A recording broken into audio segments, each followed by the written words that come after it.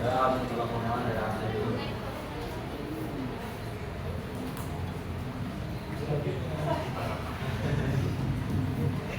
Oke, pertamanya itu pengertian. Nah, dalam ilmu ekonomi, teori supply and demand atau penawaran dan permintaan adalah gambaran atas sebuah transaksi jual beli di pasar antara para calon pembeli dan penjual dari suatu barang.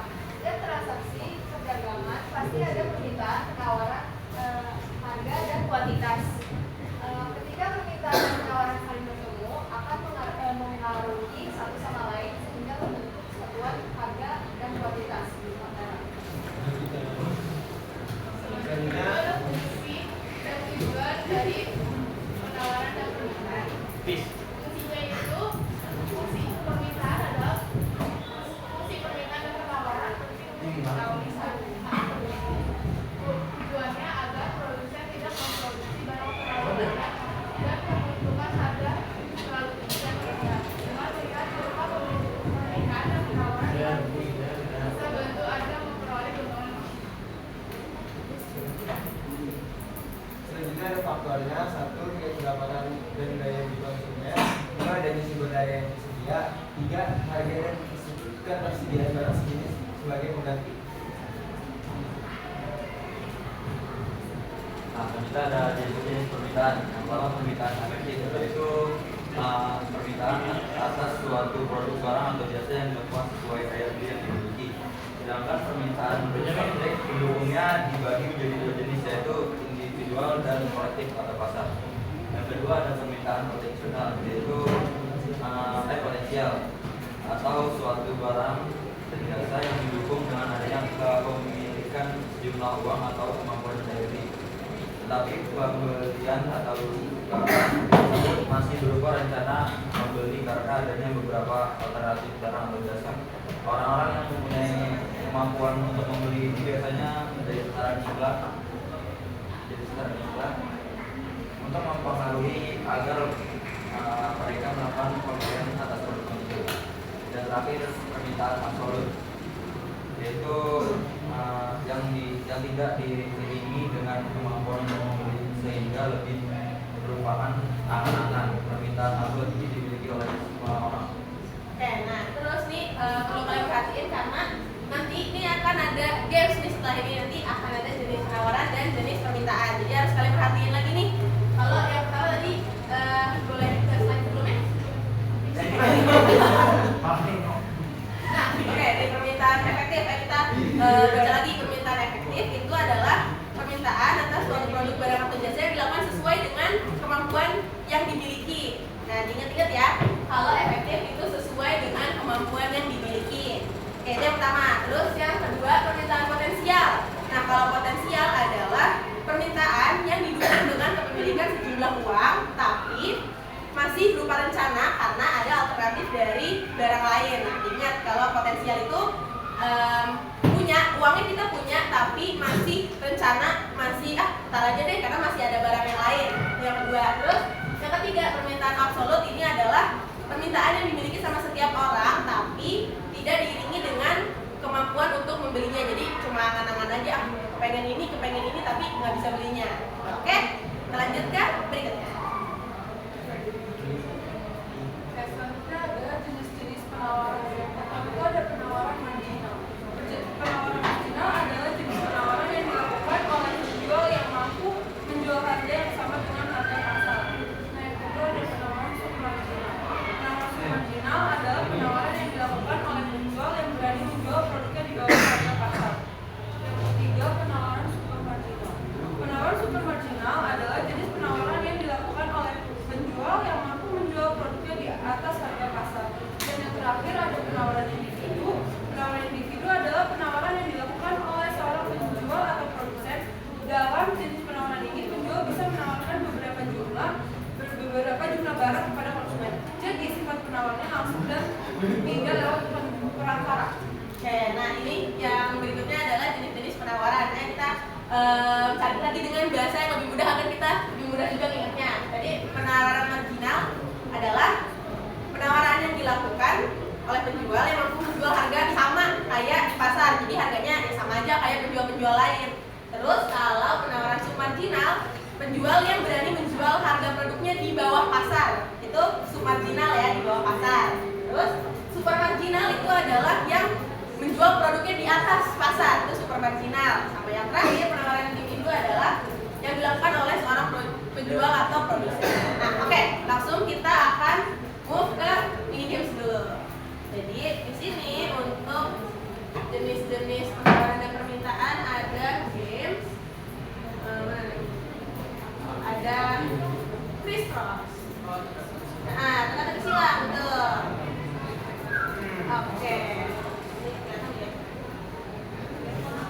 Iya lah. Kita tentuin dulu siapa yang mau main. Ya, mau lempar bola. Atau ini aja. Tunjuk tangan aja, bisa jawab.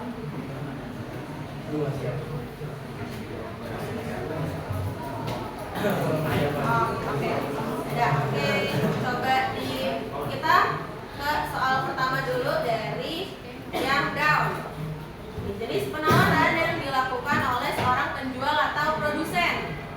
Nah, ini ada di sini nih. Berapa kotak nih? Berapa kotak? 1, 2, 3, 4, 5, 6, 7, 8. 8 huruf. Ya, boleh Kak. Sampai ya Kak, bolanya Kak. Yang kada jawab ya. Oh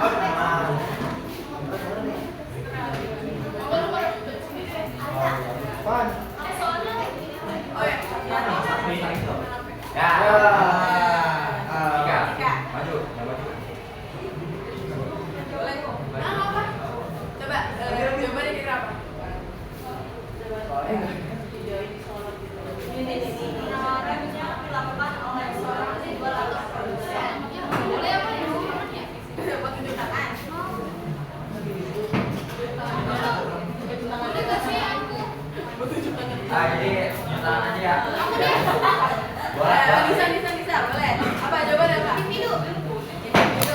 Gak boleh pakai. Ya.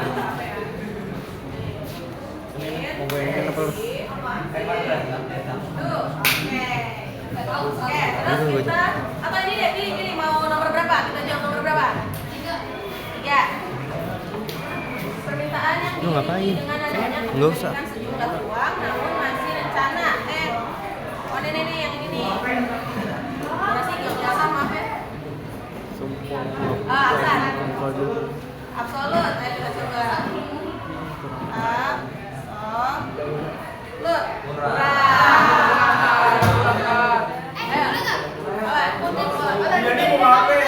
Potensial. Potensial. Oke. Oke. Terus nomor berapa? Dua. Oke, jenis penawaran yang dilakukan oleh penjual yang mampu menjual harga yang sama dengan harga pasar. Brian.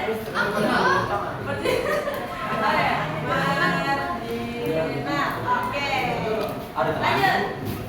Nggak dilempar, San. Katanya Adita benar. Oh, boleh lempar aja. Oke, sekarang kita lempar bolanya ya. Karena tadi udah banyak yang nunjuk, sekarang kita lempar bola. Lempar ke Tio. Ya, sok. Kita coba jawab nomor 5 ya. Oh, dia pindah.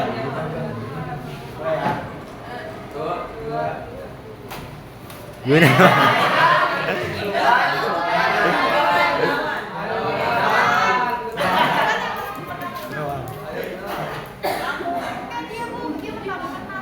Dia kena ininya, pantatnya. Apa gue? Ini coba deh nomor 5. Permintaan yang tidak diiringi dengan kemampuan untuk membelinya, sehingga lebih pada angan-angan. Apa tadi? Yang Apa? pengen-pengen doang. Ayo, absolut. Absolut. Oke. Lagi ya. Lempar lagi. Lagi ya.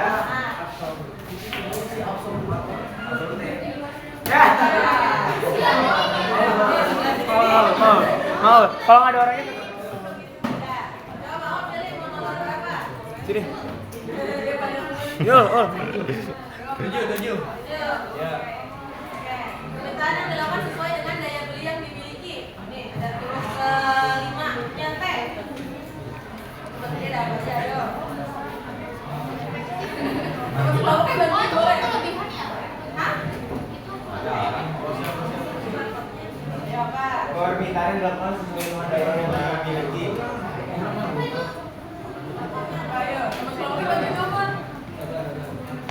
Bapak dibantuin Bang. Iya, siapa? Halo, kita hitung deh. 5, 4, 3. Diskualifikasi nih. Hah? Efektif. Coba ya. Survei membuktikan. Oke, kalau yang kelebihan, oke, maaf ya. Oke, maaf, oke. Lempar lagi, lempar. Lanjut. 2, 3. Jauh kan orang lain lu. Apa arahnya ke kamu? Udah ya, nomor berapa ini? Nay? 4.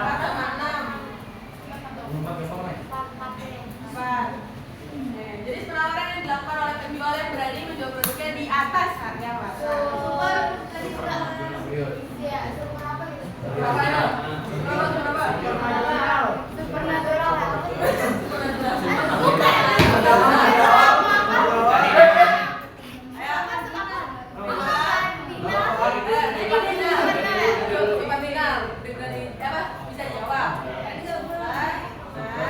Bisa jawab. Oke, terakhir nih. Ayo jawab kita. Ganti dong absolutnya. A-nya jadi L ya. Itu absolut bukan absolut. Oh, Karena kalau yang kelebihan satu dia ke harusnya iya. Benar. Oh gitu.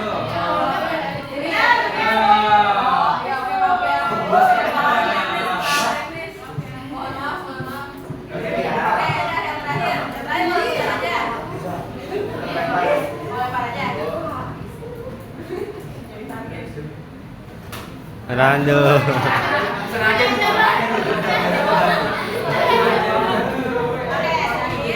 Penawaran yang dilakukan oleh penjual yang berani menjual produknya di bawah harga pasar. Jadi apa di bawah? Sup. Apa? Sub marginal. Coba. Sub margin. Kalau gimana sih? Kayaknya emang kalau yang kelebihan semua deh. Oke, emang kelebihan.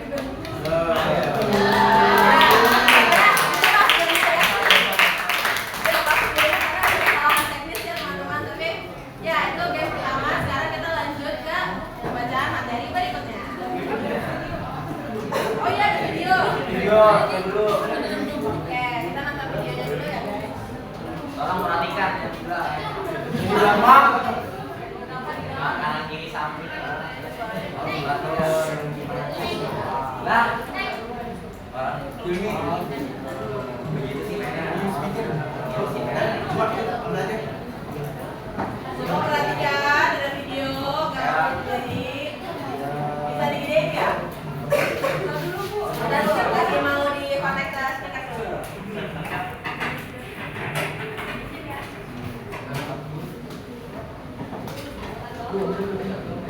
Nanti jangan lupa PPT-nya di-share di grup ekonomi ya. Dan videonya nanti dibenerin dulu, dirapiin.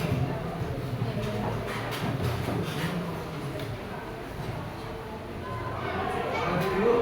Oke, dari sekarang. Tuh. Datang kok.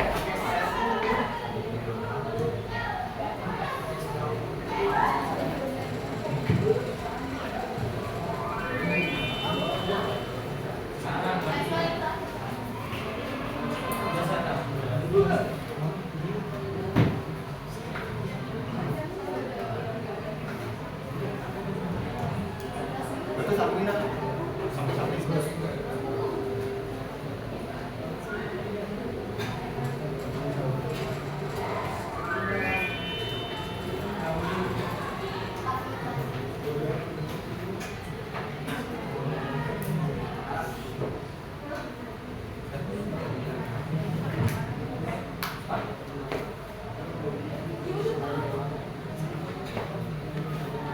Coba nyalin lah.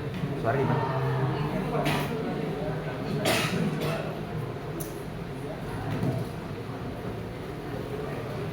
Pernahkah Anda bertanya, kenapa ya harga semangkok mie bakso adalah X rupiah?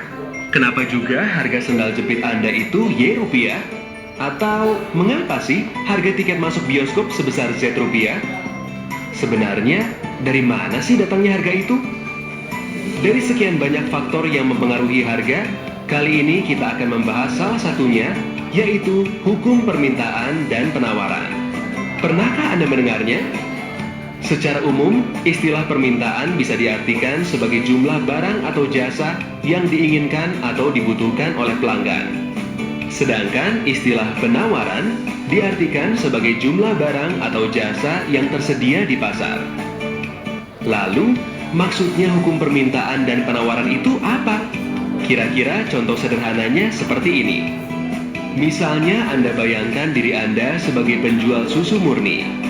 Dengan mempertimbangkan berbagai ongkos dan keuntungan yang ingin Anda peroleh, anggap saja Anda menjualnya dengan harga 5.000. Orang-orang mulai berdatangan membeli susu murni di kedai Anda. Dari anak sekolahan, ibu-ibu arisan, sampai bapak-bapak yang hobinya badminton. Namun, karena sudah habis terjual, orang-orang jadi pindah mencari susu murni ke kedai pesaing Anda. Wah, ternyata pesaing Anda pasang harga di 6.000 dan masih laku juga. Duh, coba kalau Anda nggak kehabisan susu murni. Anda pasti masih bisa jualan, bahkan menambah keuntungan Anda. Anda menghubungi supplier untuk menambah stok susu murni Anda ya? Nah, karena stok sudah tersedia, orang-orang mulai datang lagi ke kedai Anda kan? Permintaan susu murni ternyata sangat banyak ya. Ini jadi kesempatan Anda untuk terus mendapatkan keuntungan yang lebih banyak lagi.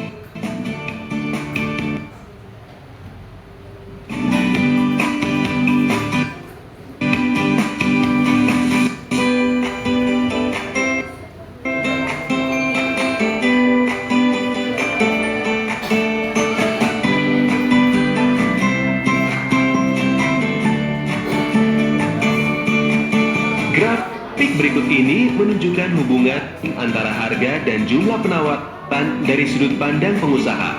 Semakin tinggi harga barang, para pengusaha akan terus menambah jumlah barang dagangan untuk mendapatkan keuntungan yang lebih banyak lagi. Hal ini biasa disebut sebagai kurva penawaran. Tapi, di suatu titik, bila barang terlalu tinggi, banyak orang yang jadi tidak mampu untuk membelinya.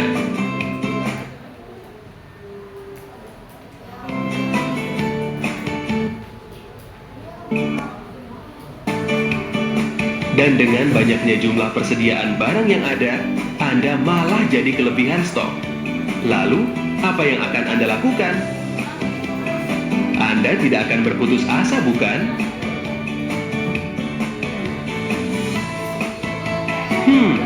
Sepertinya menjual dengan harga lebih murah lebih baik daripada tidak ada penjualan sama sekali, bukan?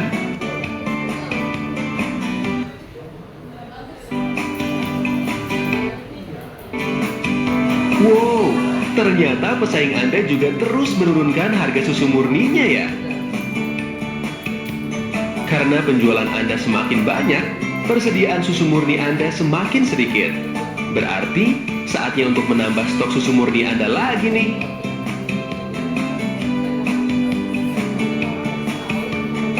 Pada grafik ini ditunjukkan hubungan antara harga dan jumlah permintaan dari sudut pandang pelanggan.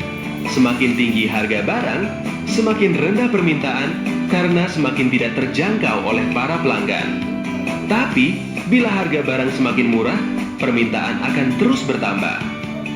Hal ini biasa disebut sebagai kurva permintaan. Nah, apabila Anda bandingkan kurva permintaan pelanggan dengan kurva penawaran pengusaha, bisa Anda lihat arah keduanya yang saling berlawanan. Di satu sisi, para pelanggan ingin belanja dengan harga lebih murah. Di sisi lain, para pengusaha ingin mendapatkan keuntungan lebih banyak. Namun ada satu kondisi di mana keinginan pengusaha dan keinginan pelanggan saling bertemu, yaitu pada titik di mana kedua kurva saling berpotongan. Titik ini biasa disebut sebagai titik equilibrium atau titik keseimbangan harga. Hal ini menggambarkan kondisi di mana jumlah barang dan harga yang diinginkan para pelanggan sesuai dengan jumlah barang dan harga yang ditawarkan oleh para pengusaha.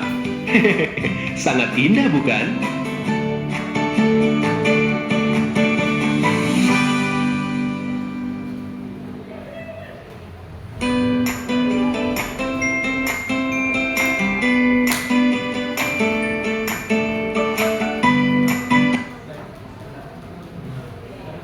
Selanjutnya ada rumus penawaran.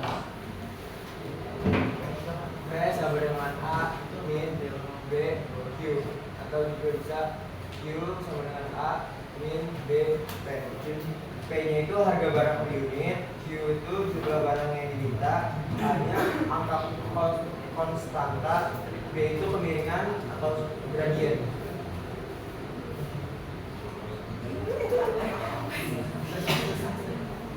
Selanjutnya ada untuk rumus permintaan, yaitu V sama dengan A dengan kurang BI atau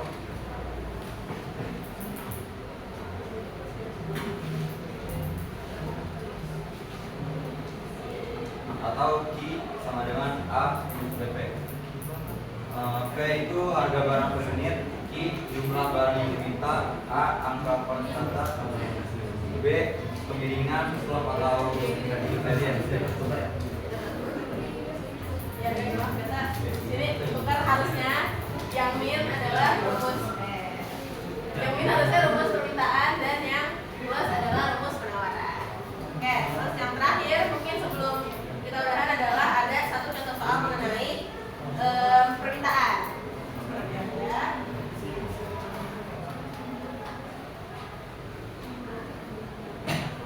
Oke, jadi contoh soalnya di dalam pasar didapat fungsi permintaannya adalah QD.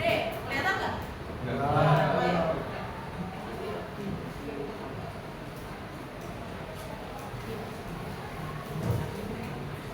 Oke. Nah, QD. Fungsi permintaannya adalah QD sama dengan 40 min 2P. Maka berapa banyak jumlah permintaan pada saat harga P atau harga adalah 10. Berarti yang dicari adalah Q-nya. Nah, Q atau kuantitas ya. Ini ada berapa? Kita jawab. Caranya gampang, tinggal kita masukin nih yang fungsi permintaan yang udah ada di soal, yaitu QD sama dengan 40 min 2P. Nah, karena di sini diketahui P-nya adalah 10, tinggal kita ganti deh. Jadi 40 min 2 dikali P-nya 10. Berarti jadi 40 dikurang 20. Ya, berarti jawabannya 40 kurang 20 sama dengan 20. Oke, kita simpel itu cara kerjanya. Oke.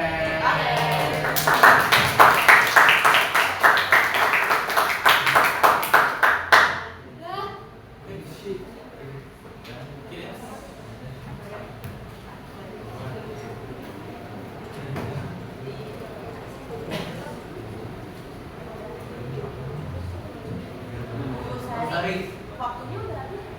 Udah. Oke. Tiga. Oke, ya udah. Berarti sekian presentasi dari kelompok